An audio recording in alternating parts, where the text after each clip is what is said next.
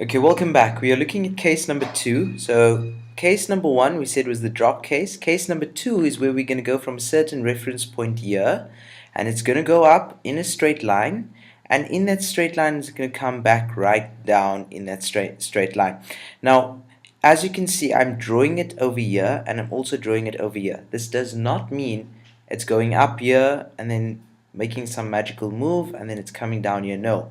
Rather, I cannot draw both of these on top of each other for the sake of explanation. So object goes up, straight line, comes back, straight line. Most importantly, in case number 2, it comes down to the same point. Okay, so let's assume that this part over here is my hand, and I will write the word hand there. Okay, so the hand is there on both sides. Apologies. The hand is there on both sides. Firstly, you must know what we do if we throw something up. The word throw is very important because it assumes that what we are dealing with is non-zero. Okay, what we are dealing with is non-zero. In other words, a non-zero velocity. If I throw something, when it leaves my hand, it's not the same as the drop case. It doesn't go from zero. If I throw it, just when it leaves my hand, it has an added velocity. That's what we mean by throw. Okay, I'm just going to clear that, it helps us, and I'll put hand there again. Right, so let's talk about the initial velocity over here. V initial will, again, very bad of me, always do your reference system first. Okay, so upwards is going to be positive motion, downwards is going to be negative motion. Right. Maybe red is a nicer color. So this initial velocity is going to be positive because it's in the upward direction. We don't know its value because that's case specific. It depends how much you threw the ball with at that case. When it reaches its maximum height, we know all projectiles have a maximum height. At their maximum height, their velocity is 0.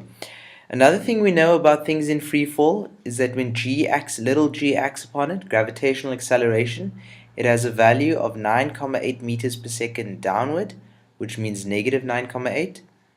And then we also know that there's a time value which is positive and a delta y value which is also positive in this case. The distance from there to there, rather not the distance but the displacement from there to there, it is positive because the shortest straight line from start to finish is from here until there. Let me give you a quick word on what displacement is in case you don't remember. If I took, for example, I'm running from there to there to there to there, then my displacement will be from here, because I started there, up until there in that direction. That's the direction northeast, so my displacement is in that direction. Okay, let's just clear that up. I think that's going to take quite some time. Okay, so that part has been cleared and now we're back. Okay, so once it's gone to its maximum height, when it comes down again, that V final over there is going to be that V final. It will now be V initial. It's the final velocity when we separate this motion and that motion. Even though what we're looking at for the purpose of study, we're looking at the upward motion as one motion, we're looking at the downward motion as another motion. So this V initial over here is going to be 0 meters per second.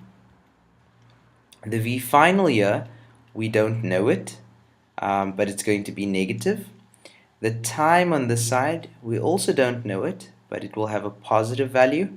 Delta y on this side, shortest straight line from start to finish from there in this direction downward, that is going to be let's just remove that. That in that direction is going to be negative. Okay, are we missing one thing? Yes, you're right. We've left out negative 9,8, and that's something we do know, which we should add in. So this is what a case 2 question would look like. Okay, the case 2 is where we're going up from your hand, you throw it up, and it comes down to that exact same point. Now, in a perfect system where we don't have air friction, there are two very important things we need to note. This velocity and this one here, right? They have the exact same value. The magnitudes are the same. So for example, if you throw it from your hand at 3 meters per second, you threw the pen up at 3 meters per second from your hand, when that pen comes down to the exact same reference point, being your hand, it will meet your hand at 3 meters per second, but in the downward direction. Similarly on top, at that point in time, right, this value is equal to that value. So similarly over here, this value will be equal to this value here, but they will just be in opposite directions. The only time they are absolutely equivalent is at the top, where it's exactly 1 point in time as well. Okay, so a good tip is, I hope you familiarize yourself with case number 1, how to fill in everything you know about the cases. For example, we know at that point at 0, we know at that point at 0, we know negative 9,8, and we know negative 9,8 over there, and we also know what values our signs will be based on our reference system. Okay, whenever you get a projectile motion question, the first step will always be to read the question carefully, identify the case, and draw a diagram exactly like this.